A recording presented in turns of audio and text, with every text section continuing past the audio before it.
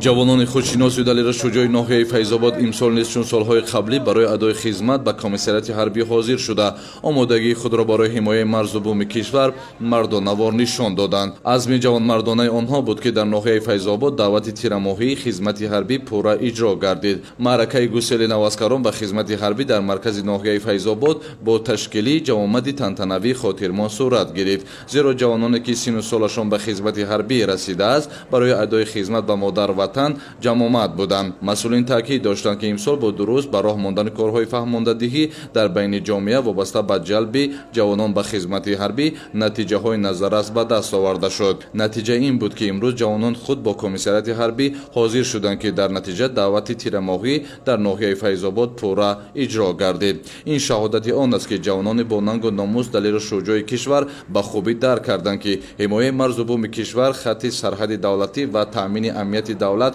бар дӯши фарзандони худшинос вогузор гардидааст. маҳз мақомоти иҷрои ҳокимияти давлатии ноҳияи Файзобод ва бахши кор бо ҷон ва варзиши ноҳияи Файзобод ба хотири боз ҳам баланд бардоштани ҳисси ватандӯстии ҷавонон имрӯзҳо дар байни аҳолӣ корҳои фаҳмондадиҳиро яъне ки бо суръат идома дода истоданд ки маҳз натиҷаи ана ҳамин корҳои фаҳмондадиҳию баланд бардоштани ҳисси ватандӯстии ҷавонон буд ки имрӯз даъвати ҷавонони ноҳия ба хотири ҷалб шудан бар сафҳои қувваи мусолиҳаи ҷумҳурии Тоҷикистон дар рӯзи аввал яъне 100% иҷро шуд ва ин шаҳодат аз он аст ки дар ҳошияи сиёсати ҷавонпарваронаи пешвои муаззами миллат ва ҷавобан ба ана ҳамин дастгирию имтиёзҳо имкониятҳои шароитҳое ки дар қисмҳои ҳарбӣ барои ҷавонон муҳайё шудааст, имрӯз ҳама ҷавонон ҷавобан ба ин ғамхориҳо саф меоростанд барои ҳифзи арзишҳои миллӣ, амнияти давлатии худ яъне ки камари ҳиммат бастанд. аз байни ҷавонони навдаъватшуда аксари онҳо баъд аз хатми донишгоҳу донишкадаҳои мамлакат ба хизмат сафарбар гардиданд. инчунин онҳо бо шаҳодатномаи ронандагӣ таъмин карда мешаванд. ман Нуруллозода Шодмон, сокини ноҳияи Файзобод,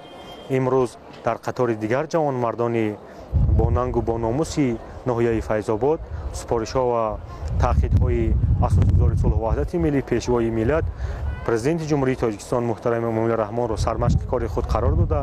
новобаста аз корманди мақомоти судӣ буданам ба сафи қувваҳои мусаллаҳи ҷумҳурии Тоҷикистон пайвастам, чунки хизмат дар сафи қувваҳои мусаллаҳи ҷумҳурии Тоҷикистон ин худ шараф аст. дар идомаи ҷавомади тантанавӣ баҳри болидароҳии навазкарон барномаи бошукӯҳи фарҳангии фароғатӣ ки саршор аз тантанаҳои ватандӯстӣ иборат буд пешкаши ҳозирин гардонида шуд.